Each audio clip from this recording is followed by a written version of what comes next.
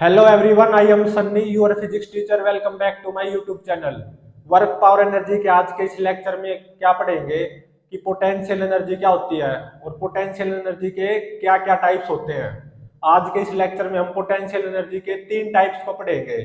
First है gravitational potential energy, second elastic spring potential energy, third electrostatic potential energy. आज के इस lecture में हम बेसिकली दो ही टाइप्स को पढ़ेंगे डिटेल में, ग्रेविटेशनल पोटेंशियल एनर्जी और इलास्टिक स्प्रिंग पोटेंशियल एनर्जी, और फिर उसके बाद में इनके ऊपर बेस्ड कुछ अच्छे न्यूमेरिकल्स को भी सोल्व करेंगे। तो आज का हमारा टॉपिक क्या है, पोटेंशियल एनर्जी क्या होती है।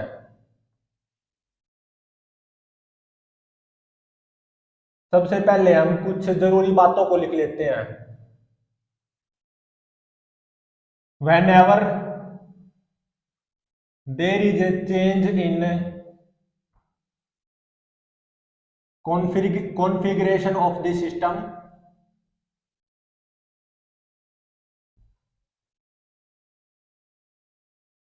potential energy is stored। एक एनर्जी स्टोर्ड हो जाती है सिस्टम में जब उस सिस्टम की कॉन्फ़िगरेशन को चेंज करते हैं हम, उस एनर्जी को बोलते हैं पोटेंशियल एनर्जी। या मैं दूसरे शब्दों में अगर कहूं, potential energy is the energy possessed by a particle due to its position. ठीक है।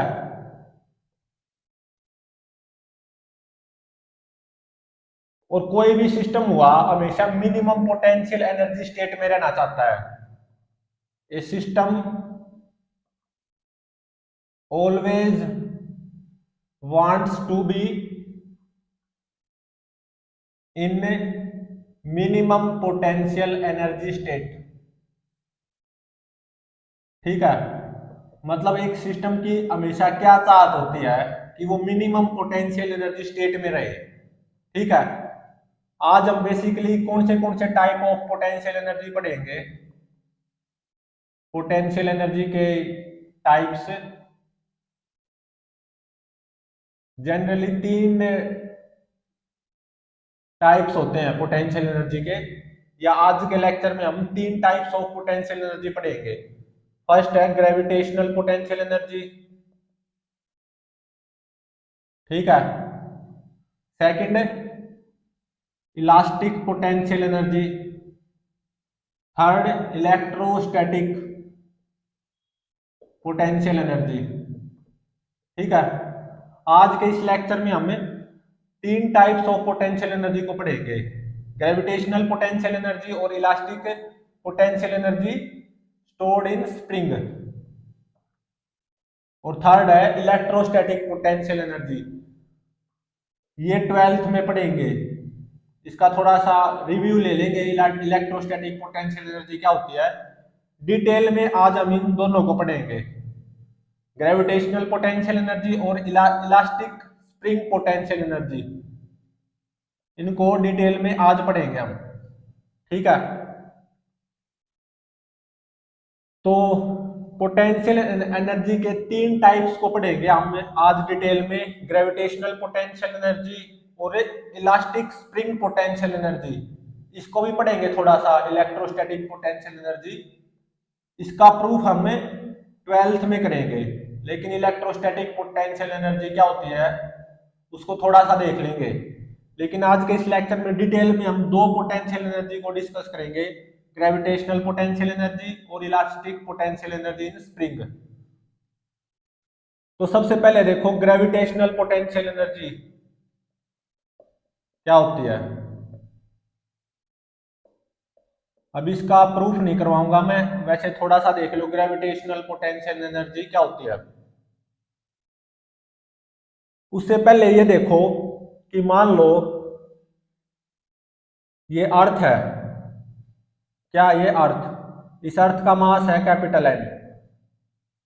एक टनल डिग की गई है, ये क्या tunnel, through diameter of earth. ठीक है। ये जो सेंटर है ना, सेंटर ऑफ अर्थ, यहां पे क्या होती है, ग्रेविटेशनल फील्ड जीरो होती है। ग्रेविटेशनल फील्ड क्या होती है, ग्रेविटेशनल फील्ड की वैल्यू जीरो। या acceleration due to gravity at the centre of earth क्या होती है, जीरो। अगर मैं अर्थ के सेंटर पे एम मास का ब्लॉक रखूंगा ना, अर्थ के सेंटर पे एम मास का ब्लॉक जैसे तैसे रख दूं, तो वो एम मास का ब्लॉक रेस्ट पे ही रहेगा, या इस एम मास के ब्लॉक पे ग्रेविटेशनल फोर्स क्या आएगा, जीरो। ठीक है, क्योंकि एक्सेलरेशन ड्यू टू ग्रेविटी की value eight the centre of अर्थ वो क्या होती है, zero. Centre of the earth पे स्मॉल एम मास का ब्लॉक अगर मैं रख दूं, उसके ऊपर ग्रेविटेशनल फोर्स क्या आएगा, zero due to earth.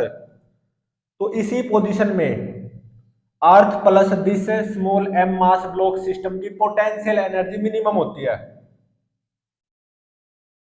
Minimum potential energy होती है, और जो कि नेगेटिव होती है। कितनी होती है ये हम ग्रेविटेशन में पढ़ेंगे। कहने का मतलब ये है कि ये जो सिस्टम है ना, अर्थ जिसका मास कैपिटल एम है और ये ब्लॉक जिसका मास स्मॉल एम है, ये सिस्टम इस पोजीशन में रहना चाहता है। किस पोजीशन में, कि ये एम मास का ब्लॉक अर्थ के सेंटर पे रहे। ये चाहत है इस सिस्टम की कि ये एम मास का block at the centre of अर्थ रहे। और ऐसा क्यों है, एट द सेंटर ऑफ अर्थ जब ये एम मास का ब्लॉक होगा, तो ये जो सिस्टम बनता है earth plus this block system, इस सिस्टम की जो पोटेंशियल एनर्जी होगी ना, वो मिनिमम होगी और नेगेटिव होगी। मिनिमम और नेगेटिव, ये नेगेटिव कितनी होगी और मिनिमम जितनी भी होगी, ये हम ग्रेविटेशन में पढ़ेंगे। ठीक है, तो जो मैंने लिखा था, a system always wants to be in minimum potential energy state. तो earth plus this block system की जो मिनिमम पोटेंशियल एनर्जी स्टेट वो क्या होगी, ये होगी जो कि दिखा रखा है।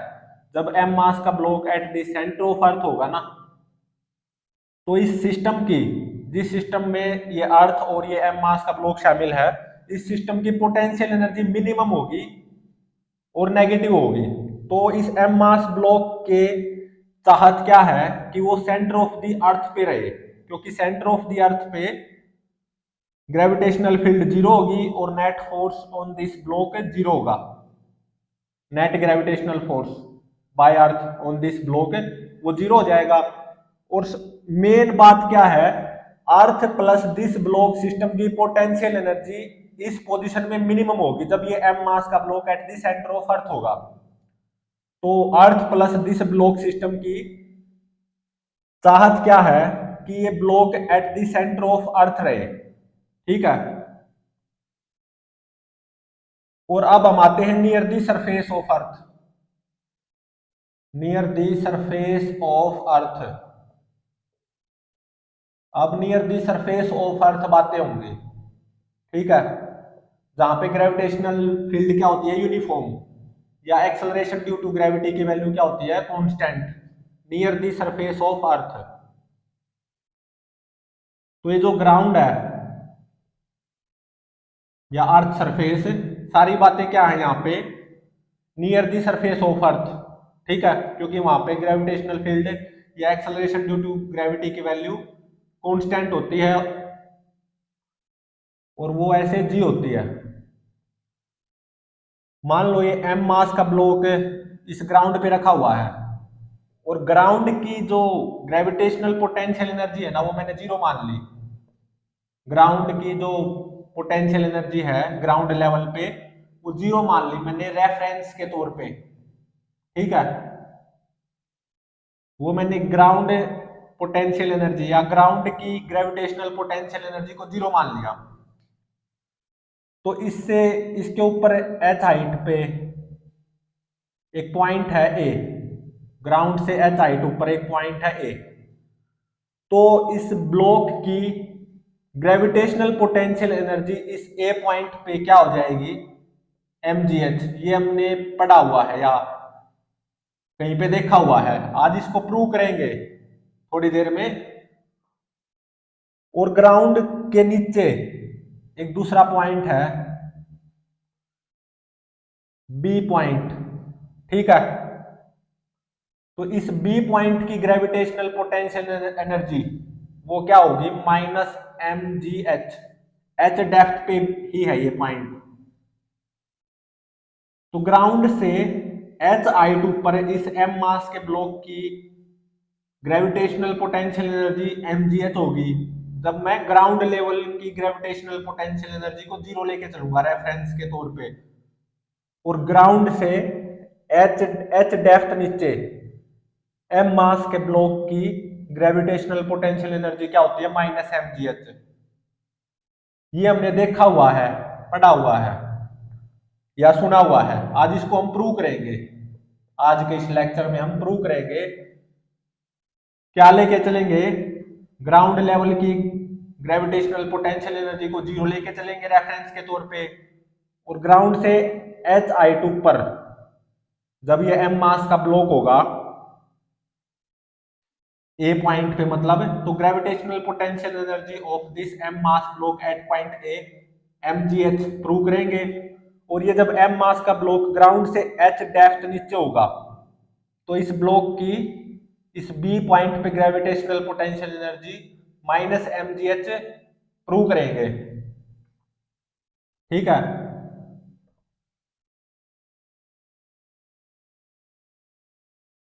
और एक और बात इसमें लिखने योग्य है कि जो पोटेंशियल एनर्जी होती है ना, वो पॉजिटिव भी हो सकती है, नेगेटिव भी और जीरो भी, ठीक है।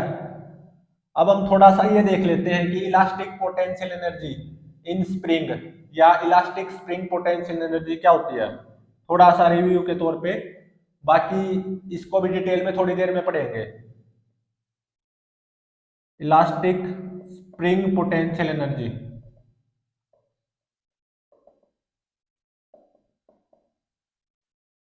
मान लो ये स्प्रिंग है, नेचुरल लेंथ में है, स्प्रिंग से एम मास का ब्लॉक कनेक्टेड है, ठीक है। ये स्प्रिंग नेचुरल लेंथ में है, एक्स इज इक्वल टू 0, ठीक है। और स्प्रिंग का स्प्रिंग कांस्टेंट के है। तो जब स्प्रिंग नेचुरल लेंथ में होता है ना, जब कोई कंप्रेशन या कोई इलोंगेशन नहीं होती स्प्रिंग में, तो रेफरेंस के तौर पे इस पोजीशन में स्प्रिंग की पोटेंशियल एनर्जी को या स्प्रिंग की इलास्टिक पोटेंशियल एनर्जी को जीरो लेते हैं। और मान लो मैंने अब इस स्प्रिंग को इलोंगेट कर दिया बाय x2, इलोंगेट कर दिया मैंने इस स्प्रिंग को। ये तो नेचुरल लेंथ थी, यहाँ पे x इज इक्वल टू 0 था। अब मैंने इस स्प्रिंग को x2 इलोंगेशन ला दी मैंने इस स्प्रिंग में। तो इस स्टेट में स्प्रिंग में एक इलास्टिक पोटेंशियल एनर्जी स्टोर हो जाएगी, या you final, final elastic potential energy stored in this spring in this elongation state, वो क्या होगी, 1/2 के x2 स्क्वायर। इसको भी आज के लेक्चर में हम प्रूव करेंगे, ठीक है। अब मान लो मैं स्प्रिंग को कंप्रेस करूंगा। अभी के लिए स्प्रिंग नेचुरल लेंथ में है, कोई इलोंगेशन या कोई कंप्रेशन नहीं है, ठीक है। स्प्रिंग कांस्टेंट के है, ये x is equal to 0, spring natural length में है। तो जब स्प्रिंग नेचुरल लेंथ में होता है ना, तो उस टाइम पे स्प्रिंग इलास्टिक पोटेंशियल एनर्जी को 0 लेते हैं रेफरेंस के तौर पे, ये हमेशा ध्यान रहे, ठीक है। अब मैंने क्या किया, with the help of this block इस स्प्रिंग को कंप्रेस कर दिया, जैसा कि दिखाई भी दे रहा है। ये क्या है, कंप्रेस्ड स्प्रिंग। ये x is equal to 0 natural length position थी, ये वाली। अब मैंने with the help of this block इस स्प्रिंग को कंप्रेस कर दिया। कितनी कंप्रेशन ला दी, x2। तो इस स्टेट में, इस कंप्रेशन स्टेट में स्प्रिंग के अंदर एक इलास्टिक पोटेंशियल एनर्जी स्टोर हो जाएगी यूएफ, जो कि किसके बराबर आएगी 1/2 के x² इसको भी थोड़ी देर में डिटेल में प्रूव करेंगे, डिटेल में पढ़ेंगे और इसको प्रूव करेंगे।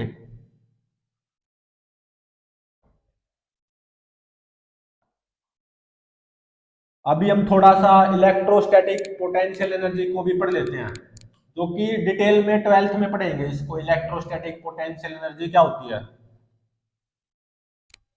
अभी थोड़ा सा इसको रिव्यू ले लेते हैं थोड़ा, इलेक्ट्रोस्टैटिक पोटेंशियल एनर्जी क्या होती है।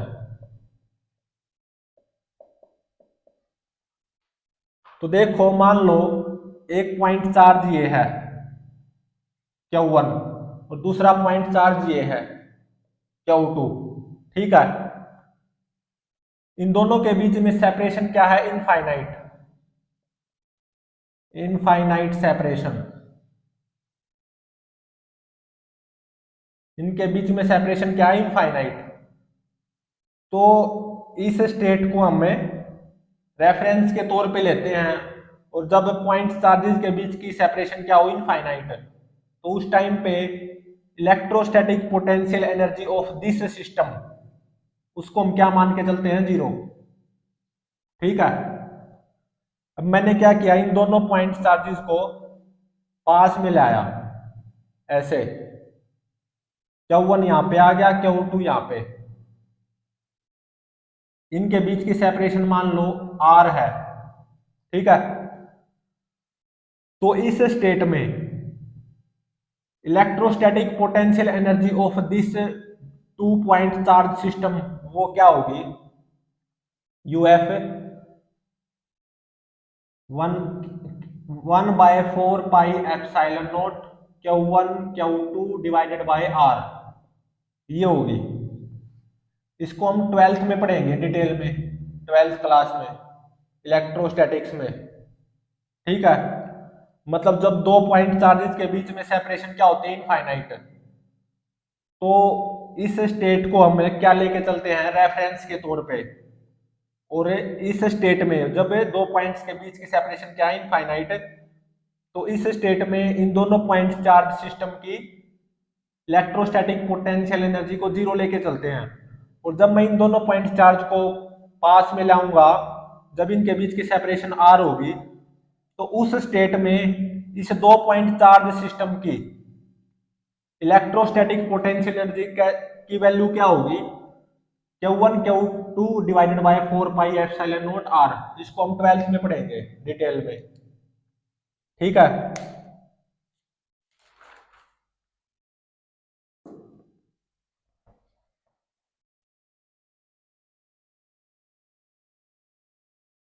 तो पोटेंशियल एनर्जी कब प्ले में आती है, जब हम किसी सिस्टम की कॉन्फ़िगरेशन को चेंज कर लेते हैं ना, या चेंज कर देते हैं, तो उस सिस्टम में पोटेंशियल एनर्जी स्टोर हो जाती है। या मैं ये भी बोल सकता हूं, potential energy of a particle is the energy possess by a particle due to its position. Potential energy कभी डिफाइन नहीं होती, हमेशा change in potential energy define होती है। Always change in potential energy is defined.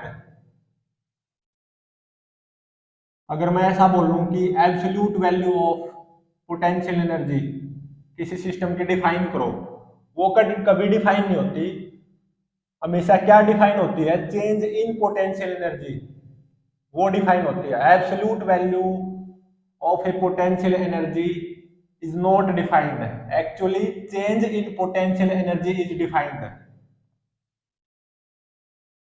और देखो work done by conservative forces, वो किसके बराबर होता है, माइनस डेल्टा यू, या minus change in potential energy के बराबर होता है। तो minus change in potential energy system की किसके बराबर हो जाएगी, you final, final potential energy minus initial, ठीक है। तो work done by all conservative forces, ये किसके बराबर हो गया, U initial minus U final. System की initial potential energy minus system की फाइनल पोटेंशियल एनर्जी, वो किसके बराबर होता है, work done by all conservative forces, U initial minus U final. और ये हमेशा ध्यान रहे, हमेशा change in potential energy define होता है, absolute value of potential energy वो डिफाइन नहीं होती। हम उसको कर सकते हैं जब हमें किसी पर्टिकुलर लेवल पे पोटेंशियल एनर्जी को समथिंग लेके चले रेफरेंस के तौर पे, फिर हम अलग अलग पॉइंट्स पे पोटेंशियल एनर्जी को डिफाइन कर सकते हैं या अलग अलग स्टेट्स में। तो देखो अब हम क्या पढ़ेंगे, ग्रेविटेशनल पोटेंशियल एनर्जी। अब हम डिटेल में ग्रेविटेशनल पोटेंशियल एनर्जी को पढ़ेंगे, ठीक है।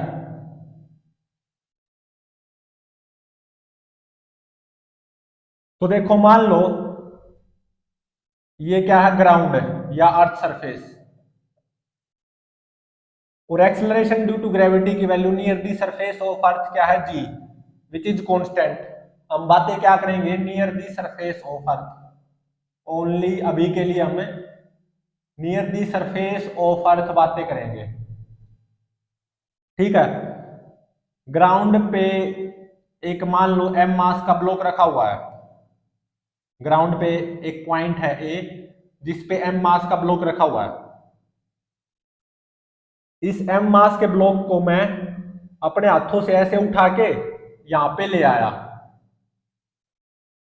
Eight height h above earth surface या अबव ग्राउंड, ये पॉइंट है बी, ठीक है। मैंने क्या किया, इस ब्लॉक को अपने हाथों से उठा के एच हाइट पे ले आया, और मैं ये जब मान के चल रहा हूं ग्राउंड लेवल पे ग्रेविटेशनल पोटेंशियल एनर्जी जीरो मान के चल रहा हूं रेफरेंस के तौर पे। ये जो ग्राउंड है ना, इस लेवल पे मैं ग्रेविटेशनल पोटेंशियल एनर्जी को जीरो मान के चल रहा हूं ग्राउंड लेवल पे, ठीक है। अपने पास से मान लिया मैंने ऐसे ही, आप कहीं पे भी मान सकते हो रेफरेंस के तौर पे। मैंने ग्राउंड लेवल पे ग्रेविटेशनल पोटेंशियल एनर्जी को जीरो ले लिया रेफरेंस के तौर पे, ठीक है।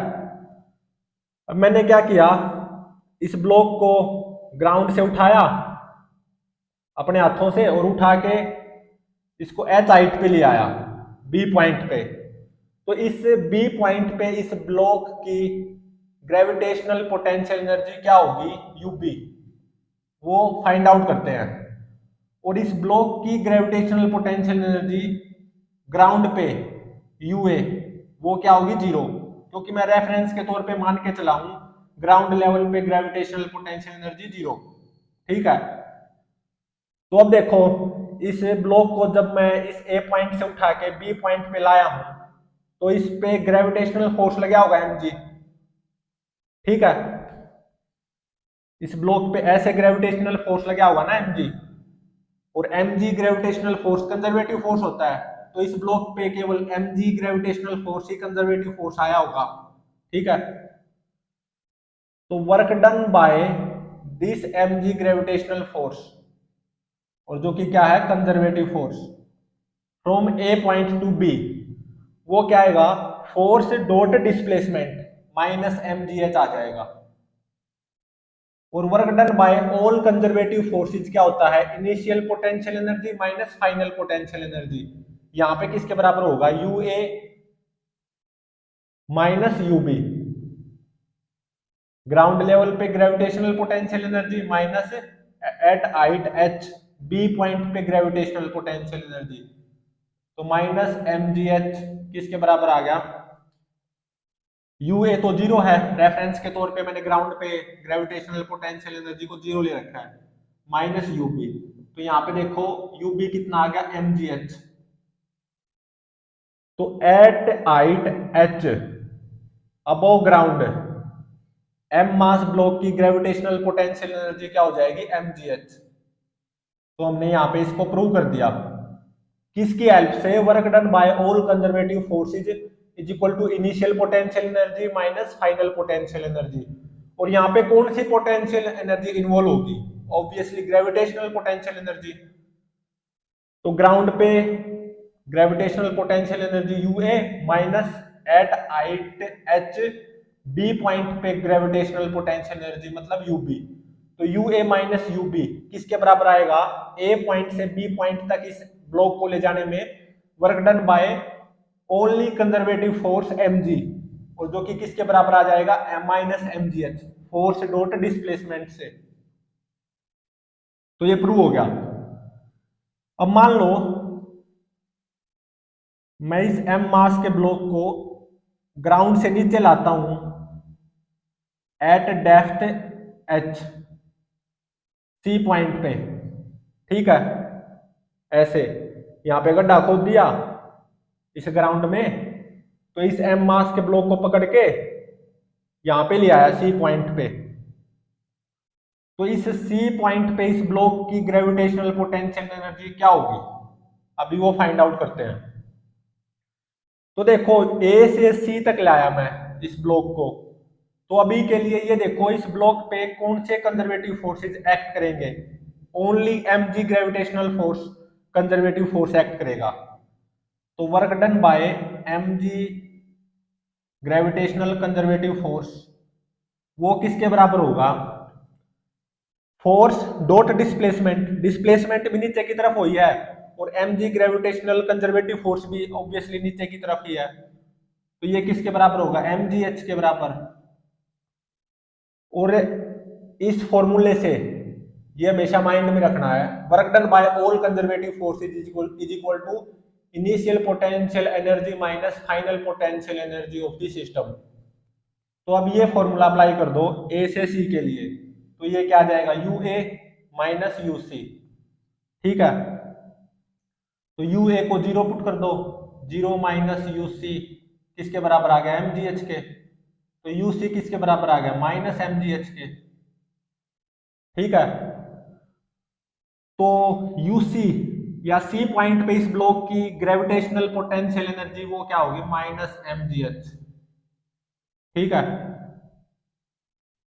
ये सी पॉइंट ग्राउंड से एच डेप्थ नीचे है, ये बी पॉइंट ग्राउंड से एच हाइट ऊपर है, और जब मैं रेफरेंस के तौर पे ग्राउंड के लेवल को या ग्राउंड लेवल पे ग्रेविटेशनल पोटेंशियल एनर्जी को जीरो मान के चल रहा हूं, तो एच हाइट ऊपर इस एम मास के ब्लॉक की gravitational potential energy U P m g h हो जाएगी, और इसी एम मास ब्लॉक की gravitational potential energy at depth h इस सी पॉइंट पे वो क्या हो जाएगी U C minus M G H.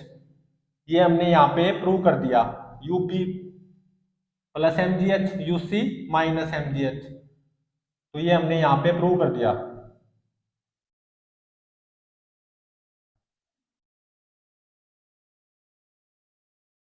एक बात और ध्यान देने योग्य है यहाँ पे, नोट करने लायक बात, वो क्या है,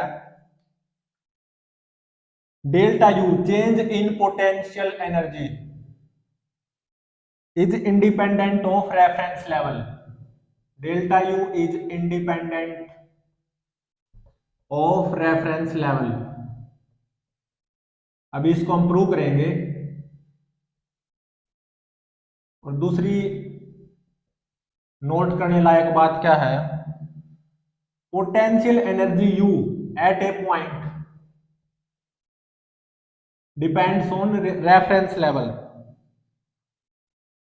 depends on chosen reference level, आपने कहां पे रेफरेंस लेवल चूज किया है उसी पे डिपेंड करेगी किसी पॉइंट पे पोटेंशियल एनर्जी। अभी इन दोनों बातों को हम प्रूव करेंगे, ठीक है। तो देखो मान लो again near the surface of earth की बातें हैं, ये ग्राउंड है, ठीक है, और ग्राउंड से h बाय 2 हाइट ऊपर एक लेवल है, महज एक लेवल है, ठीक है। इस लेवल पे ग्राउंड से h बाय 2 हाइट ऊपर इस लेवल पे मैं ग्रेविटेशनल पोटेंशियल एनर्जी को जीरो मान के चल रहा हूं रेफरेंस के तौर पे, और एक्सेलरेशन ड्यू टू ग्रेविटी की value near the surface of earth G है, और ये ग्राउंड है, ठीक है। आप रेफरेंस के तौर पे ग्रेविटेशनल पोटेंशियल एनर्जी जीरो किसी भी लेवल पे मान सकते हो। मैंने यहाँ पे ग्राउंड पे ही ग्रेविटेशनल पोटेंशियल एनर्जी जीरो मान ली थी रेफरेंस के तौर पे। अब मैं क्या मान रहा हूं, ग्राउंड से ऊपर h/2 हाइट पे एक लेवल है, उस लेवल पे ग्रेविटेशनल पोटेंशियल एनर्जी को जीरो मान के चल रहा हूं रेफरेंस के तौर पे, ठीक है। और ये भी क्या है, h/2। ये ए पॉइंट है ग्राउंड पे, ये बी पॉइंट है इस लेवल पे, ये सी पॉइंट है इस लेवल पे, ठीक है। और ग्राउंड से h डेप्थ नीचे लेवल एक ये है, ठीक है। इसको नाम दे दिया मैंने डी। आप ऐसा मानो इसको ए और एच हाइट ऊपर ग्राउंड से, इसको बी मान लो क्योंकि इससे मैच हो जाएगा ना। इसको बी मान लो और इसको डी मान लो और इस लेवल को सी मान लो, ठीक है। तो अब देखो ग्राउंड पे एम मास का ब्लॉक रखा हुआ था, मैं उसको उठा के इस लेवल पे लेके गया अपने हाथों से उठा के, और फिर और थोड़ा सा उठाया, सबसे ऊपर वाले लेवल पे ले आया, ठीक है। और फिर क्या किया, ग्राउंड से उठा के इस लेवल पे ले आया मैं एम मास के ब्लॉक को, ऐसे। तो अभी मुझे इस पोजीशन पे या इस लेवल पे gravitational potential energy of this block find out करनी है, मतलब यूबी। और इस लेवल पे तो gravitational potential energy of this block है, मैं जीरो मान के ही चल रहा हूं रेफरेंस के तौर पे। तो ग्राउंड लेवल पे gravitational potential energy of this block है यूए, वो भी फाइंड आउट करना है। और ग्राउंड से एच डेप्थ नीचे इस लेवल पे gravitational potential energy of this block UC, वो भी फाइंड आउट करनी है। तो अब देखो डी से बी अपने हाथों से उठा के, इस ब्लॉक को मैं डी से बी ले आया, एम मास के ब्लॉक को अपने हाथों से उठा के, तो इस पे केवल एम जी ही तो gravitational force, conservative force act करेगा। तो work done by M G conservative force from D to B, वो क्या होगा, force dot displacement, mg gravitational conservative force ऐसे आएगा mg, और डिस्प्लेसमेंट d से b हुई है ऊपर की तरफ h/2, तो क्या माइनस mg h/2 नहीं आएगा, बिल्कुल। और अब इस फॉर्मूले का अप्लाई करो, work done by all conservative forces किसके बराबर होता है, initial potential energy minus final potential energy, मतलब initial ud gravitational potential energy minus final ub gravitational potential energy. ud वो क्या ले रखी है मैंने रेफरेंस के तौर पे जीरो, तो यूडी को जीरो पुट कर दो, तो यूबी किसके बराबर आ गया, एम जी h/2 के, ठीक है। तो इस लेवल पे ग्राउंड से h हाइट ऊपर ग्रेविटेशनल पोटेंशियल एनर्जी क्या होगी, एम जी h/2। ऐसा क्यों, क्योंकि मैंने रेफरेंस के तौर पे ग्रेविटेशनल पोटेंशियल एनर्जी को जीरो किस लेवल पे मानना था, यहाँ पे ग्राउंड से h/2 हाइट ऊपर। तो इस बी पॉइंट पे ग्रेविटेशनल पोटेंशियल एनर्जी की वैल्यू क्या हो जाएगी, mgh/2, ठीक है।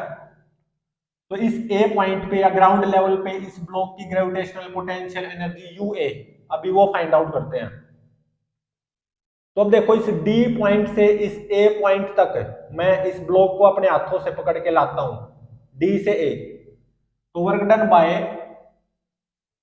mg ग्रेविटेशनल कंजर्वेटिव फोर्स, वो क्या आएगा, mg ऐसे और डिस्प्लेसमेंट h/2 भी ऐसे ही, तो cos 01 तो आ गया mg इंटू में h/2 या mg h/2। इस फॉर्मूले का अप्लाई कर दो, work done by all conservative force, जो कि यहाँ पे केवल कंजर्वेटिव फोर्स mg ही है, वो किसके बराबर होगा, initial potential energy minus final potential energy, तो ये किसके बराबर हो जाएगा, ud माइनस ua। तो ud को जीरो पुट कर दो, तो यहां से यू ए कितनी आ गई, minus M G h by two. तो ये आ गई U A minus M G h by two. ठीक है, तो अब मैं इस सी पॉइंट की या इस लेवल की या इस लेवल पे एम मास ब्लॉक की ग्रेविटेशनल पोटेंशियल एनर्जी को फाइंड आउट करना चाहता हूं, यूसी को। वो कैसे फाइंड आउट करूंगा, इस एम मास के ब्लॉक को इस लेवल से मैं अपने हाथों से पकड़ के इस लेवल पे ले आता हूं। मतलब ग्राउंड से h बाय टू ऊपर जो लेवल है ना, वहां से ग्राउंड से h डेप्थ नीचे जो लेवल है वहां तक लाता हूं एम मास के ब्लॉक को अपने हाथों से पकड़ के।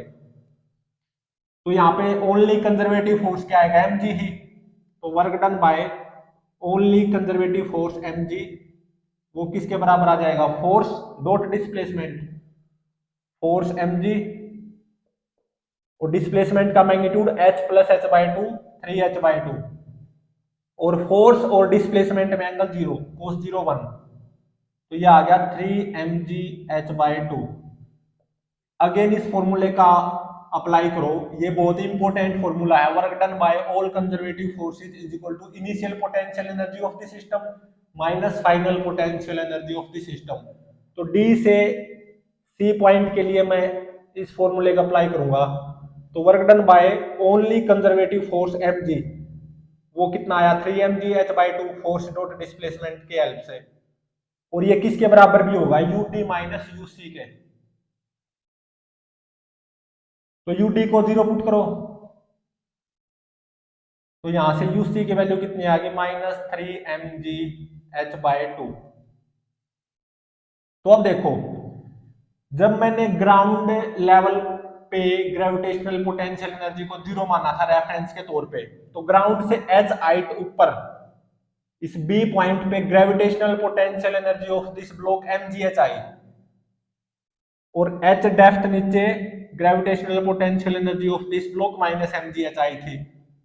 लेकिन जब मैंने ग्राउंड से h बाई टू हाइट ऊपर ग्रेविटेशनल पोटेंशियल एनर्जी को जीरो मान लिया रेफरेंस के तौर पे, मतलब यहाँ पे अब मैंने रेफरेंस बदल लिया, ग्राउंड से h बाई टू हाइट ऊपर ग्रेविटेशनल पोटेंशियल एनर्जी को जीरो लिया है। तो ग्राउंड से h हाइट ऊपर जो ये बी पॉइंट है, इस बी पॉइंट पे इस ब्लॉक की ग्रेविटेशनल पोटेंशियल एनर्जी कितनी आई, mgh बाई टू। यहाँ पे तो mgh आई थी, तो इसका मतलब है gravitational potential energy at A point depends on reference level. ये सिद्ध हो गया, प्रूव हो गया। पता है, इस सी पॉइंट पे बात कर लो, तो gravitational potential energy at this C point of this block वो कितनी आई, माइनस 3mgh बाई टू, इतनी आई ना। और जब मैंने ग्राउंड को रेफरेंस के तौर पे माना था, ग्राउंड लेवल पे ग्रेविटेशनल पोटेंशियल एनर्जी जीरो, तो ग्राउंड से h डेप्थ नीचे इसी सी पॉइंट पे इस ब्लॉक की ग्रेविटेशनल पोटेंशियल एनर्जी आई थी माइनस mgh। और जब मैंने ग्राउंड से h बाई टू हाइट ऊपर रेफरेंस लेवल माना है, जहां पे मैंने ग्रेविटेशनल पोटेंशियल एनर्जी को जीरो माना, तो ग्राउंड से h डेप्थ नीचे सी पॉइंट पे इस ब्लॉक की ग्रेविटेशनल पोटेंशियल एनर्जी आई minus three M G H by two. तो ये दोनों तो सेम है नहीं, तो ये सेकंड पॉइंट तो प्रूव हो गया कि potential energy at A point depends on reference level. Potential energy at A point depends on reference level. अभी इस ऊपर वाले पॉइंट को भी प्रूव करेंगे, change in potential energy is independent of reference level. वो कैसे, यहां पे देखो, change in potential energy UB minus U A, delta U UB minus U A, वो कितनी आती है, mgh माइनस जीरो mgh। यहां पे भी इतनी ही आनी चाहिए, U B minus U A mgh ही आना चाहिए। मतलब चाहे मैं रेफरेंस को बेशक से बदल दूं, रेफरेंस लेवल को, लेकिन जो change in gravitational potential energy है ना, वो नहीं बदलेगा। तो यहाँ पे delta U UB minus U A, देखो ये कितना आएगा, mgh बाई टू यूबी और माइनस यूए, यूए की value minus mgh by two, तो ये प्लस हो जाएगा। तो M ji H by two plus M G H by two, देखो एम जी एच ही आया। तो इसका मतलब change in potential energy does not depend on chosen reference level. और ऐसे ही यहाँ पे यूसी माइनस यू ए भी चेक कर सकते हो, दोनों ही केसेस में सेम आएगा यूसी माइनस यू ए की वैल्यू डेल्टा यू। अब मैंने क्या ले लिया, change in gravitational potential energy UC minus U A. ये देखो कितना आया, UC minus M G H minus U A zero, तो माइनस एम जी एच आया। और यहाँ पे भी UC minus U A minus M G H के बराबर आना चाहिए, मतलब delta U is equal to U C minus U A minus M G H के ही बराबर आना चाहिए इस केस में भी। तो यहाँ पे यू सी की वैल्यू कितनी है, minus three M G H by two minus U A की value minus M G H by two, तो ये हो जाएगा M ji H by two plus M G H by two. तो यहां से M ji H by two को common ले लो, M ji H by two, तो वन माइनस थ्री, तो one minus three minus two, तो ये माइनस एम जी एच ही आया। तो देख सकते हो जब मैंने रेफरेंस लेवल ग्राउंड ले रखा था जहां पे ग्रेविटेशनल पोटेंशियल एनर्जी को जीरो माना था, और जब मैंने ग्राउंड से h by two I to पर रेफरेंस लेवल ले रखा था जहां पे मैंने ग्रेविटेशनल पोटेंशियल एनर्जी को जीरो माना था, इन दोनों ही केसेस में U B minus U A m ji H आया, मतलब change in gravitational potential energy is independent of chosen reference level. और ऐसे ही देख लो U C minus U A minus M G H आया, U C minus U A minus M G H आया। तो ये फर्स्ट पॉइंट भी क्या हो गया, ट्रू हो गया। ये ध्यान रहे, ये मोस्ट इंपोर्टेंट चीज है, work done by all conservative forces is equal to initial potential energy of the system minus final potential energy of the system. ये हमेशा ये हमेशा लागू है, ऑलवेज एप्लीकेबल, ठीक है। Always change in potential energy is defined, absolute value of potential energy at A point is not defined, लेकिन कर सकते हैं किसी पॉइंट पे पोटेंशियल एनर्जी की वैल्यू डिफाइन। वो कब, जब हम किसी पर्टिकुलर लेवल को रेफरेंस लेवल के तहत लेके चले। जैसे कि यहाँ पे ग्राउंड लेवल को रेफरेंस लेवल माना, मतलब ग्राउंड लेवल पे ग्रेविटेशनल पोटेंशियल एनर्जी जीरो मानी, तो एच आई टू पर इस ब्लॉक की ग्रेविटेशनल पोटेंशियल एनर्जी कितनी हो जाएगी, एम जी एच। तो एच आई टू पर इस बी पॉइंट पे मैंने ग्रेविटेशनल पोटेंशियल एनर्जी की वैल्यू को डिफाइन कर दिया, लेकिन ऐसा तो नहीं होता, हमेशा change in potential energy define होता है। ये तो बिल्कुल सही बात है, always change in potential energy defined, potential energy is not a absolute quantity, only change in potential energy defined.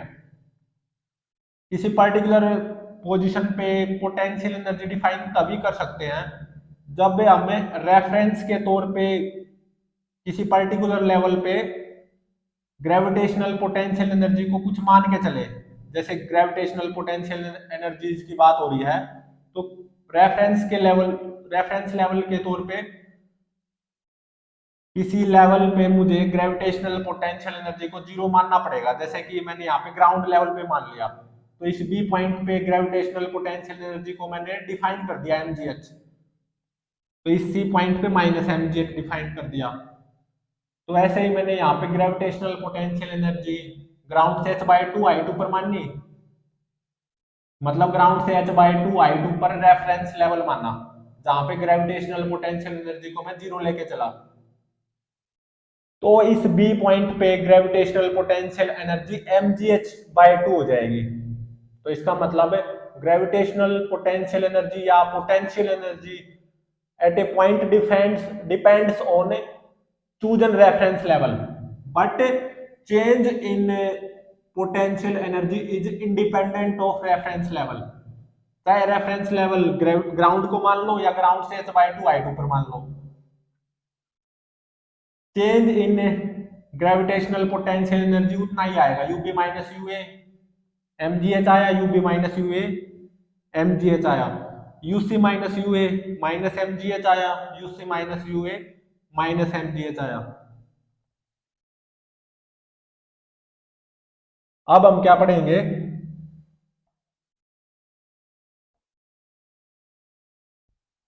Elastic spring potential energy. मतलब जब स्प्रिंग कंप्रेस या इलोंगेट होता है तो उसमें एक इलास्टिक पोटेंशियल एनर्जी स्टोर हो जाती है।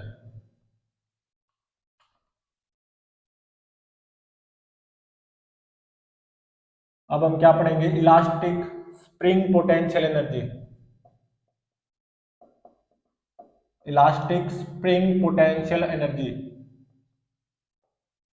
ठीक है।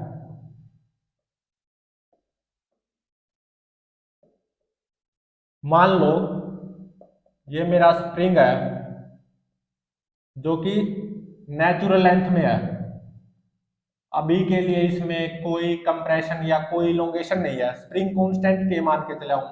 मान लो ये ब्लॉक एम मास का है, ठीक है, और स्प्रिंग नेचुरल लेंथ पे है, कोई कंप्रेशन या कोई इलोंगेशन इसमें नहीं है, spring is in natural length, ठीक है। अब मैंने क्या किया, इस स्प्रिंग को इलोंगेट कर दिया with the help of this block. इस स्प्रिंग में मैंने इलोंगेशन ला दी, जैसा कि दिखाई भी दे रहा है, ठीक है। With the help of this block इस स्प्रिंग में इलोंगेशन ला दी, तो ये तो x is equal to 0 natural length थी, और इस स्प्रिंग में मैंने कितनी इलोंगेशन ला दी, x2, ठीक है। तो जब इस स्प्रिंग में कोई इलोंगेशन या कोई कंप्रेशन नहीं थी, मतलब स्प्रिंग नेचुरल लेंथ में था, तो उस पोजीशन पे मैं इलास्टिक स्प्रिंग पोटेंशियल एनर्जी को मैं लेके चलूंगा 0, ठीक है, या u initial. When spring is in natural length position, तो उसके अंदर कोई इलास्टिक पोटेंशियल एनर्जी स्टोर्ड नहीं है, तो इसीलिए जब स्प्रिंग नेचुरल लेंथ पोजीशन में होगा तो रेफरेंस के तौर पे मैं हमेशा क्या लेके चलूंगा, elastic potential energy of spring is 0, ठीक है। अब मैंने इस स्प्रिंग को इलोंगेट कर दिया with the help of this block, जैसा कि दिखाई भी दे रहा है। तो अब देखो यहाँ पे कौन से कंजर्वेटिव फोर्स एक्ट करेंगे इस एम मास ब्लॉक पे। एक तो एम जी फोर्स ऐसे आएगा, acceleration due to gravity near the surface of earth G है, एम जी फोर्स ऐसे आएगा, और इस ब्लॉक को मैं ऐसे इलोंगेट करके ले गया हूं, तो इस ब्लॉक की डिस्प्लेसमेंट तो इस तरफ आई है ना x2, तो ग्रेविटेशनल कंजर्वेटिव फोर्स के द्वारा वर्क डन तो 0 आया, तो work done by M G conservative force वो क्या आया, 0, क्योंकि इस ब्लॉक को मैं ऐसे डिस्प्लेस करके ले गया हूं ना, x2 डिस्प्लेस कर गया मैं इस ब्लॉक को इस तरफ, तो इस स्प्रिंग में इलोंगेशन कितनी आई, x2, तो work done by gravitational force mg which is also a conservative force, उसके द्वारा तो 0 आएगा, mg फोर्स ऐसे एक्ट कर रहा है और इस ब्लॉक की डिस्प्लेसमेंट इस डायरेक्शन में हुई है, तो cos 90 0। तो एक और कंजर्वेटिव फोर्स आएगा, इस पे केवल दो कंजर्वेटिव फोर्स आएंगे, mg और स्प्रिंग फोर्स, क्योंकि स्प्रिंग इलोंगेट हो रहा है ना, तो इस एम मास के ब्लॉक पे स्प्रिंग फोर्स भी आएगा इस डायरेक्शन में, इलोंगेशन में इस डायरेक्शन में आएगा, क्योंकि स्प्रिंग की चाहत हमेशा क्या होती है कि वो नेचुरल लेंथ में बना रहे। तो जब हम स्प्रिंग को इलोंगेट करेंगे तो स्प्रिंग की चाहत तो नेचुरल लेंथ में बने रहने की है, तो ये स्प्रिंग इस एम मास के ब्लॉक पे इस डायरेक्शन में फोर्स लगाएगा ना, स्प्रिंग फोर्स, तो यहाँ पे स्प्रिंग फोर्स भी प्ले में आएगा, और स्प्रिंग फोर्स भी कंजर्वेटिव फोर्स होता है, तो इस एम मास के ब्लॉक पे केवल दो कंजर्वेटिव फोर्स आएंगे, एक तो एम जी और एक spring force. M G conservative force के द्वारा वर्क डन 0। अब बचा कौन सा कंजर्वेटिव फोर्स, स्प्रिंग फोर्स, और मुझे ये पता है work done by all conservative force वो क्या होगा, initial potential energy of the system minus final potential energy. तो जब ये m मास का ब्लॉक इस स्टेट में पहुंचा है ना, मतलब जब हमारा स्प्रिंग इलोंगेटेड है बाय x2, स्प्रिंग इलोंगेशन में है बाय x2, तो मान लो स्प्रिंग के अंदर कितनी इलास्टिक पोटेंशियल एनर्जी स्टोर होगी, यू एफ, जो कि फाइंड आउट करना है। जब हमारा स्प्रिंग में इलोंगेशन कितनी है x2, तो स्प्रिंग में मान लो U F elastic potential energy store होगी, इसकी वैल्यू फाइंड आउट करना चाहते हैं। तो अब देखो, मुझे ये पता है work done by spring force, ये हम पहले ड्राइव कर चुके हैं। वो क्या होता था, 1/2 के x1 square minus x2 square. x1 तो इनिशियल पोजीशन होती थी और x2 फाइनल। ठीक है, work done by spring force इसके बराबर आता है 1/2 के x1 square minus x2 square. और स्प्रिंग फोर्स कंजर्वेटिव फोर्स भी है, तो इस पोजीशन से इस पोजीशन तक आने में, मतलब नेचुरल लेंथ से स्प्रिंग x2 इलोंगेट होने में work done by spring force वो कितना आएगा, इस फॉर्मूले से 1/2 के x1 जीरो, क्योंकि स्प्रिंग नेचुरल लेंथ में, तो जीरो का स्क्वायर माइनस x2 मतलब फाइनल का स्क्वायर, x2 मतलब प्लस x2 का स्क्वायर मतलब x2 स्क्वायर। तो ये किसके बराबर आ गया, -1/2 के x2 स्क्वायर। ठीक है, work done by spring conservative force, जब इस m मास को ब्लॉक को मैं यहां से इस डायरेक्शन में x2 डिस्टेंस लेके गया हूं, तो इस पोजीशन से इस पोजीशन तक आने में work done by spring conservative force on this block वो कितना आएगा, -1/2 के x2 स्क्वायर। और देखो स्प्रिंग फोर्स कंजर्वेटिव फोर्स भी है, तो work done by all conservative forces क्या होता है, you initial minus U final. mg conservative force का तो वर्क डन जीरो था, बचा कौन सा कंजर्वेटिव फोर्स, ओनली स्प्रिंग। और स्प्रिंग फोर्स के द्वारा वर्क डन इस पोजीशन से इस पोजीशन तक वो कितना आया, -1/2 के x2 स्क्वायर। ये किसके बराबर होगा, initial elastic potential energy minus final elastic potential energy, initial zero minus final UF, जो कि मुझे फाइंड आउट करनी है। तो यहां से देखो यूएफ कितना आया, 1/2 के x2 स्क्वायर। मतलब यहाँ पे क्या होता है कि जब स्प्रिंग नेचुरल लेंथ में हो ना, उसके अंदर कोई इलोंगेशन हो ना कंप्रेशन हो, तो उस टाइम पे स्प्रिंग इलास्टिक पोटेंशियल एनर्जी को जीरो लेके चलते हैं रेफरेंस के तौर पे हमेशा। ठीक है, लेकिन जब स्प्रिंग इलोंगेटेड हो जाएगा ना बाय x2, तो उस स्प्रिंग के अंदर एक इलास्टिक पोटेंशियल एनर्जी स्टोर हो जाएगी 1/2 के x2 स्क्वायर। ठीक है,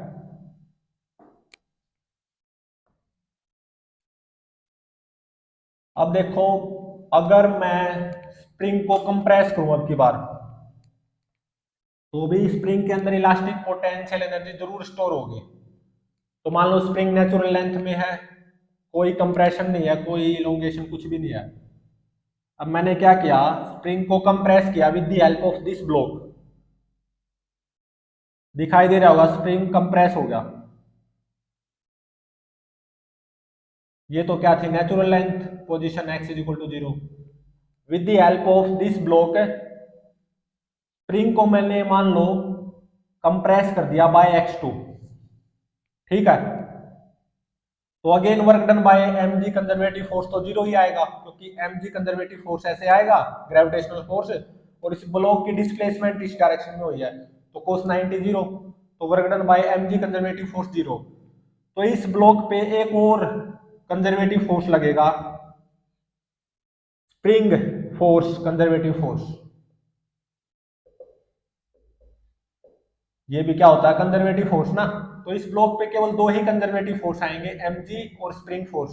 mg कंजर्वेटिव फोर्स का तो work done zero, spring force भी कंजर्वेटिव फोर्स होता है, हमें ये पता है।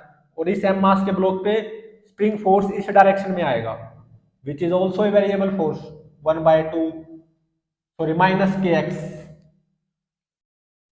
अगर x2 कंप्रेस हुआ ना, इस पोजीशन पे हमारा एम मास का ब्लॉक है, तो इस पोजीशन की बात कर रहा हूं जब इस स्प्रिंग में कंप्रेशन कितनी है x2, तो इस पोजीशन पे एम मास के ब्लॉक पे इस डायरेक्शन में कितना कितना स्प्रिंग फोर्स आया होगा के x2 के बराबर। और इस डायरेक्शन में क्योंकि स्प्रिंग की चाहत होती है नेचुरल लेंथ में रहे, तो स्प्रिंग को कंप्रेस करेंगे तो नेचुरल लेंथ में आने के लिए क्या करेगा, इस ब्लॉक पे स्प्रिंग फोर्स लगाएगा। और जब स्प्रिंग में कंप्रेशन कितनी होगी x2, तो उस पोजीशन पे इस m मास के ब्लॉक पे by this spring spring force इस डायरेक्शन में आएगा कितना, k इंटू में x2। हालांकि इसका यहाँ पे कोई जिक्र नहीं है, हाँ इतना पता है स्प्रिंग फोर्स जरूर आएगा which is also conservative force. तो अब देखो ये इनिशियल पोजीशन है और ये फाइनल पोजीशन है। फाइनल पोजीशन कंप्रेस्ड पोजीशन है, स्प्रिंग में कुछ इलास्टिक पोटेंशियल एनर्जी जरूर स्टोर हुई होगी यूएफ जो कि फाइंड आउट करनी है। तो इस इनिशियल पोजीशन से इस फाइनल पोजीशन तक work done by spring conservative force वो कितना आएगा इस फॉर्मूले से, 1/2 के x1 जीरो का स्क्वायर माइनस x2। x2 कितना है नेगेटिव और कितना माइनस x2, क्योंकि कंप्रेस हुआ ना, तो यहाँ पे जो x2 यूज होगा ना तो वो किसके बराबर होगा, माइनस x2 के बराबर, क्योंकि स्प्रिंग कंप्रेस हुआ है। तो माइनस x2 का स्क्वायर, हालांकि माइनस माइनस प्लस ही हो जाना है। तो work done by spring force कितना आएगा, -1/2 के x2 स्क्वायर।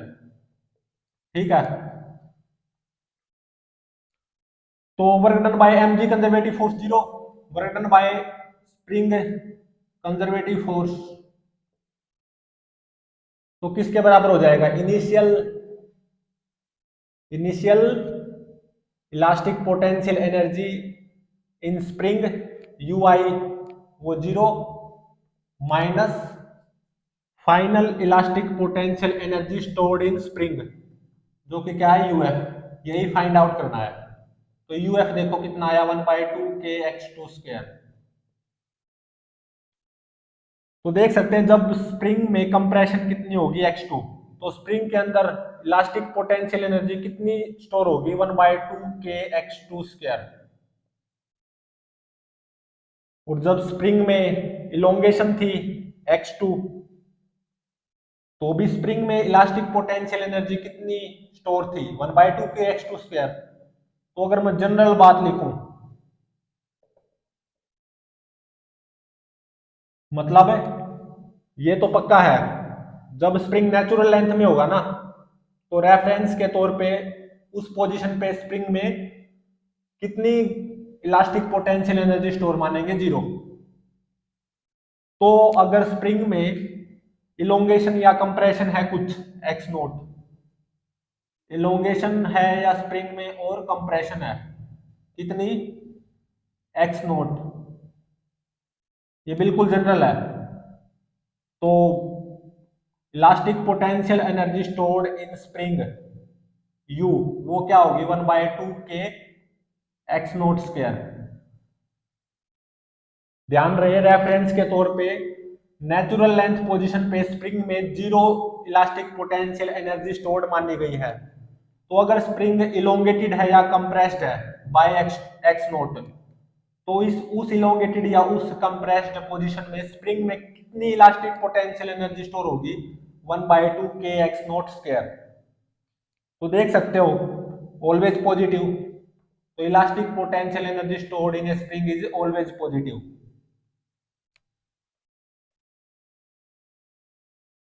तो अब इसके ऊपर बेस्ड एक न्यूमेरिकल करते हैं।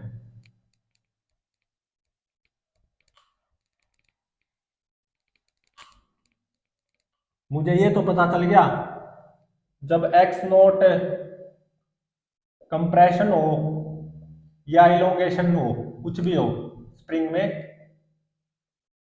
तो elastic potential energy stored in spring in that elongated और कंप्रेस्ड पोजीशन वो क्या हो जाएगी, 1/2 के एक्स नोट स्क्वायर।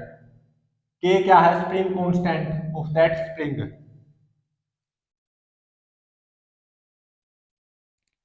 तो अब स्प्रिंग के ऊपर बेस्ड एक अच्छा क्वेश्चन करते हैं। क्वेश्चन में क्या गिवन है, मान लो एक स्प्रिंग है जो कि नेचुरल लेंथ पोजीशन में है, ठीक है। इससे एम मास का ब्लॉक कनेक्टेड है। स्प्रिंग नेचुरल लेंथ पोजीशन में है, मतलब x is equal to 0। Spring constant के है। अब मैंने क्या किया, with the help of this block इस स्प्रिंग को इलोंगेट कर दिया, जैसा कि दिखाई भी दे रहा है। ये तो नेचुरल लेंथ पोजीशन थी x इज इक्वल टू 0। अब मैंने स्प्रिंग को इलोंगेट कर दिया with the help of this block. कितनी इलोंगेशन ला दी, x1, ठीक है। और मान लो ये x1 elongated position initial position है। अब मैंने क्या किया, इस स्प्रिंग को थोड़ा सा और इलोंगेट कर दिया, जैसा कि दिखाई दे रहा है। फाइनल इलोंगेशन स्प्रिंग में मैंने कितनी ला दी, x2। फाइनल इलोंगेशन स्प्रिंग में मैंने कितनी ला दी, x2। और ये फाइनल इलोंगेटेड पोजीशन है स्प्रिंग की, ठीक है। फाइंड आउट क्या करना है, work done by spring force from this initial position A to this final position B। Spring की इस इनिशियल x1 इलोंगेटेड पोजीशन से स्प्रिंग की इस x2 फाइनल पोजीशन B तक, मतलब स्प्रिंग की जब इनिशियल पोजीशन ये A है, जब हमारा स्प्रिंग x1 से इलोंगेटेड है, यहां से कहां तक work done by spring force पूछ रखा है, to this final position B, जब स्प्रिंग में इलोंगेशन कितनी है, x2। तो क्या फाइंड आउट करना है, work done by spring force from this initial position A to this final position B, ठीक है। अब इसको सोल्व करते हैं। तो अब देखो, जब ये मेरा स्प्रिंग में इलोंगेशन कितनी है, x1, तो इस स्प्रिंग में कितनी इलास्टिक पोटेंशियल एनर्जी स्टोर होगी, 1/2 kx1 स्क्वायर। और जब स्प्रिंग में इलोंगेशन कितनी होगी, x2, तो स्प्रिंग में कितनी इलास्टिक पोटेंशियल एनर्जी स्टोर होगी, 1/kx2 स्क्वायर। इस फॉर्मूले से 1/2 kx0 स्क्वायर। मतलब जब स्प्रिंग में x0 कंप्रेशन हो या इलोंगेशन हो, तो स्प्रिंग में कितनी इलास्टिक पोटेंशियल एनर्जी स्टोर होती है, 1/2 kx0 स्क्वायर। बस यही अप्लाई किया है यहाँ दोनों जगह, ठीक है। तो अब देखो, from this A position to this B position, work done by mg force तो 0 आएगा, क्योंकि ब्लॉक इस डायरेक्शन में डिस्प्लेस हुआ है। A से B पोजीशन तक कितना डिस्प्लेस हुआ है इस डायरेक्शन में, x2 minus x1। mg force ऐसे डिस्प्लेसमेंट ब्लॉक की इस डायरेक्शन में, x2 माइनस x1।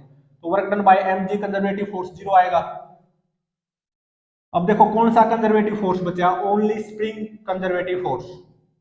और स्प्रिंग फोर्स इस डायरेक्शन में आएगा, क्योंकि यहाँ पे स्प्रिंग और ज्यादा इलोंगेटेड होता जा रहा है। तो work done by spring conservative force वो किसके बराबर आ जाएगा, U A minus U B. Initial elastic potential energy stored U A minus final elastic potential energy stored in that spring. और यही फाइंड आउट करना था, work done by spring force from this A position to B position. तो वो कितना आ जाएगा, 1/2 kx1 square minus 1/2 kx2 square. तो 1/2 k common ले लो, x1 square minus x2 square. और इसको हम पहले ड्राइव भी कर चुके हैं। ध्यान रहे इनिशियल पोजीशन स्प्रिंग की क्या है, जब स्प्रिंग में इलोंगेशन x1 है। फाइनल पोजीशन स्प्रिंग की क्या है, जब स्प्रिंग में इलोंगेशन कितनी है x2। तो इस पोजीशन से इस पोजीशन तक work done by spring force कितना आएगा, इतना 1/2 के x1 स्क्वायर माइनस 1/2 के x2 स्क्वायर, या 1/2 के कॉमन ले लो into x1 square minus x2 square. ये हमारा आंसर हो गया। और ध्यान रहे स्प्रिंग फोर्स कंजर्वेटिव फोर्स है, तो कंजर्वेटिव फोर्स के द्वारा वर्क डन पाथ डिपेंडेंट नहीं होता। मतलब इनिशियल पोजीशन तो यही हो x1 elongated, final position x2 elongated हो, इनिशियल और फाइनल पोजीशन ये हो जैसा कि आपको दिखाई दे रहा है। लेकिन चाहे मैं किसी भी पाथ के थ्रू इस फाइनल पोजीशन तक पहुंचू, इस इनिशियल पोजीशन से इस फाइनल पोजीशन तक, मतलब चाहे मैं इस ब्लॉक को कितना भी इलोंगेट करके, फिर कितना भी कंप्रेस करके, फिर कितना भी इलोंगेट करके, फिर कितना भी कंप्रेस करके, फाइनली इस x2 इलोंगेटेड पोजीशन तक पहुंच जाऊं, तो इस पूरी जर्नी में work done by spring conservative force इतना ही आएगा।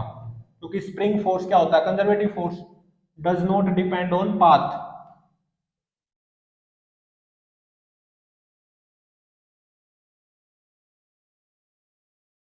एक और न्यूमेरिकल करते हैं। अच्छा,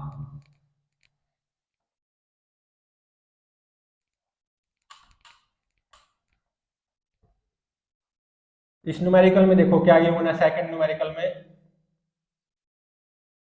if particle is moved from, if particle is moved from A point जिसके कोऑर्डिनेट्स कितने गिवन है 1 1 1, टू बी पॉइंट जिसके कोऑर्डिनेट्स कितने गिवन है 2 3 2, अंडर ए वेरिएबल फोर्स जो कि कितना गिवन है 3x² YZ² I cap plus x² Z² J cap plus 2x³ YZ K cap. ठीक है, मतलब एक पार्टिकल को ले जाया जाता है from this A point to this B point under this force. ठीक है, केवल इस फोर्स के अंडर ले जाया जाता है पार्टिकल को ए पॉइंट से बी पॉइंट तक। और क्या दे रखा है, ए पॉइंट की जो पोटेंशियल एनर्जी है ना वो गिवन है यू ए 20 जूल। तो इस बी पॉइंट की पोटेंशियल एनर्जी फाइंड आउट करनी है। चार ऑप्शन गिवन है A B C D. A option में क्या गिवन है -45 जूल, बी ऑप्शन में 45 जूल, सी ऑप्शन में -75 जूल और डी ऑप्शन में 75 जूल। तो एक पार्टिकल को ए पॉइंट से बी पॉइंट तक लेके जाया जाता है अंडर दिस फोर्स। ठीक है, और ए पॉइंट की पोटेंशियल एनर्जी गिवन है, मतलब जब पार्टिकल ए पॉइंट पे होगा ना तो पोटेंशियल एनर्जी 20 जूल होगी। तो बी पॉइंट पे पोटेंशियल एनर्जी बताओ, ये चार ऑप्शन गिवन है। तो small amount of work done by this force वो क्या आएगा एफ एक्स डी एक्स, मतलब 3x² YZ² dx, ये हम पढ़ चुके हैं, plus FY/dy x²Z² dy plus FZ/dz 2x³ YZ/dz। अब ये चेक कर लो कि क्या ये परफेक्ट डिफरेंशियल बनता भी है या नहीं। मतलब sum of these three differential terms को मैं एक सिंगल डिफरेंशियल टर्म की फॉर्म में लिख सकता हूं या नहीं, मतलब क्या ये परफेक्ट डिफरेंशियल बनता है या नहीं। उसके लिए कैसे चेक किया जाता है, ये डिफरेंशियल एक्स में है ना तो 3YZ² को तो एज इट इज लिख दो। तो x की जो टर्म है ना x², इसको x के विद रिस्पेक्ट टू इंटीग्रेट कर दो तो x³ बाय में 3 आ गया, तो 3 से 3 कैंसल। अब यहाँ पे देखो y में है डिफरेंशियल, तो x²Z² को एज इट इज लिख दो और यहाँ पे 1 मान के चलो मल्टीप्लाई में, तो 1 को y के विद रिस्पेक्ट टू इंटीग्रेट करो तो y आएगा। तो यहाँ पे क्या गिवन है x² Z² ये वाई आएगा ना, वाई जेड स्क्वायर।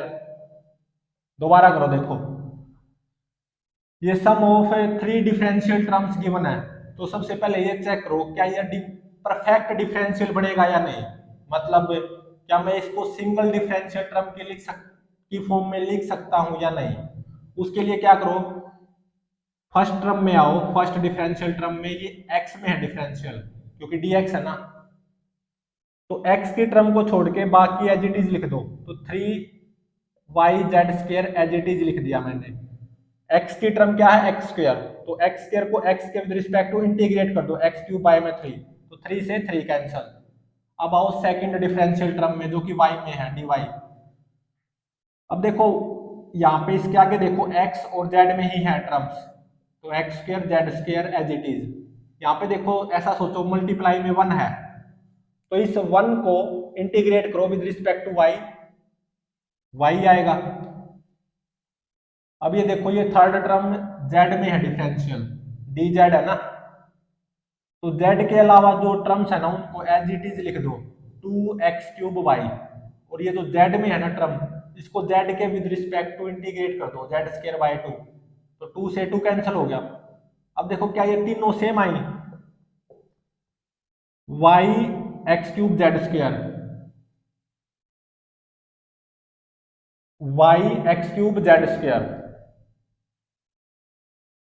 ये x³ है, यहाँ पे x³ गिवन है,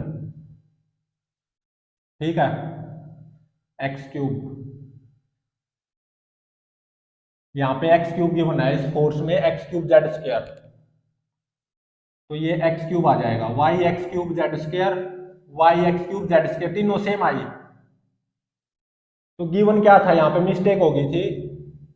वो जो फोर्स, जिस फोर्स के अंडर पार्टिकल ए से बी पॉइंट तक आया है, वो फोर्स क्या गिवन है, 3x² yz² i cap plus x³ z² j cap plus 2x³ yz k cap. और ए पार्टिकल की पोटेंशियल एनर्जी 20 जूल गिवन है, तो बी पार्टिकल की पोटेंशियल एनर्जी फाइंड आउट करनी है। तो small amount of work done by this force वो क्या होगा, Fx dx plus Fy dy plus Fz dz। इसको ये देखो कि क्या ये जो थ्री डिफरेंशियल टर्म्स का सम है, इसको क्या मैं एक सिंगल डिफरेंशियल टर्म की फॉर्म में लिख सकता हूं। मतलब क्या ये परफेक्ट डिफरेंशियल बनेगा या नहीं। उसके लिए क्या करते हैं, जो ये फर्स्ट वाली टर्म है जो कि x में डिफरेंशियल है, तो x को जो छोड़ के जो टर्म्स है ना 3yz², उसको एज इट इज लिख लो। ये सोल्व होके आई थी, 3yz² एज इट इज लिख दिया, और x में जो टर्म है x² उसको इंटीग्रेट कर दिया x के विद रिस्पेक्ट टू x³/3। तो 3 से 3 कैंसिल हो गया। तो देख सकते हो yz² x³ आया था। अब आओ इस सेकंड टर्म में, सेकंड डिफरेंशियल टर्म में y में है ये, तो x³ को एज इट इज लिखो, और आगे 1 ऐसा सोचो मल्टीप्लाई में है, तो इस 1 को इंटीग्रेट करो विद रिस्पेक्ट टू y, तो इंटू में y, तो y x³ z²। अब आओ थर्ड में, ये है z में डिफरेंशियल, तो क्या करो 2x³ y को एज इट इज लिखो, z जो बची इसको z के विद रिस्पेक्ट टू इंटीग्रेट करो, z²/2। तो 2 से 2 कैंसल, x³ y z² आया।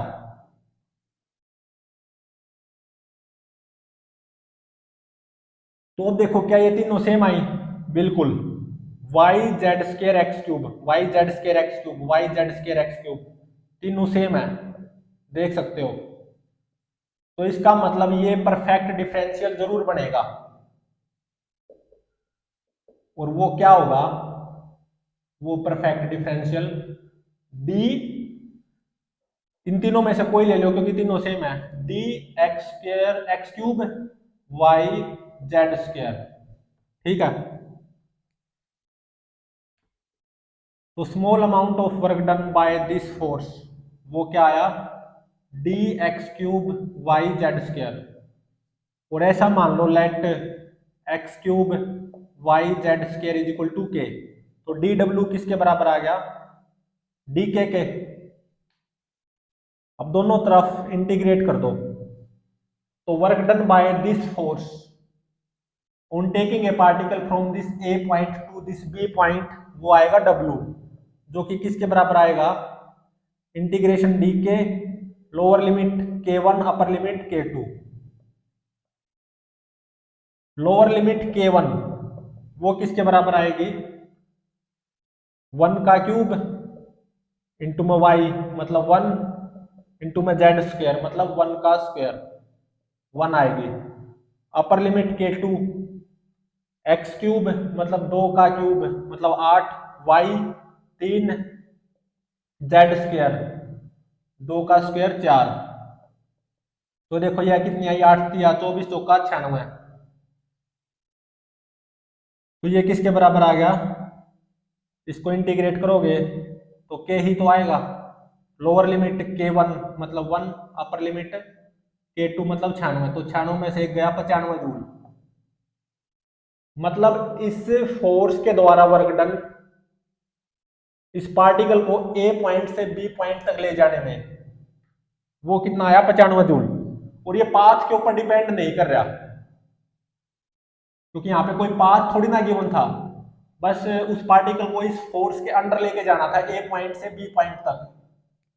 और मैंने देखा ये पाथ के ऊपर डिपेंड कर ही नहीं रहा, तो किसी भी पाथ से ले जाओ उस पार्टिकल को ए पॉइंट से बी पॉइंट तक, work done by this force, work done by this variable force वो 95 जूल ही आएगा। अभी आंसर नहीं आया है, तो इसका मतलब है ये जो फोर्स है ना, ये जो गिवन है, जिस फोर्स के अंडर ये पार्टिकल ए पॉइंट से बी पॉइंट तक पहुंचा, तो इसका मतलब ये फोर्स क्या होगा, कंजर्वेटिव फोर्स। इस कंजर्वेटिव फोर्स के अंडर पार्टिकल ए पॉइंट से बी पॉइंट तक ले जाया गया है।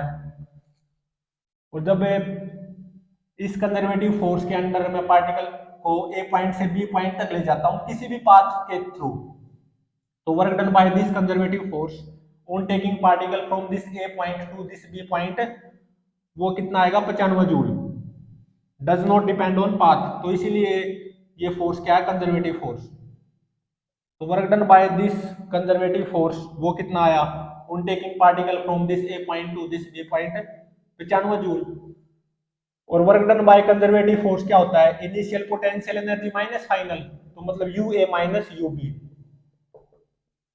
तो यू ए देखो कितनी है, गिवन है U A 20 minus U B कितना, 95। तो यहां से देखो यू बी कितना आ गया, 20 माइनस 95, तो यू बी कितना आ गया, minus 75 joule. Hence option C is correct, ये हमारा आंसर हो गया। तो प्लीज चैनल को लाइक शेयर और सब्सक्राइब जरूर करें।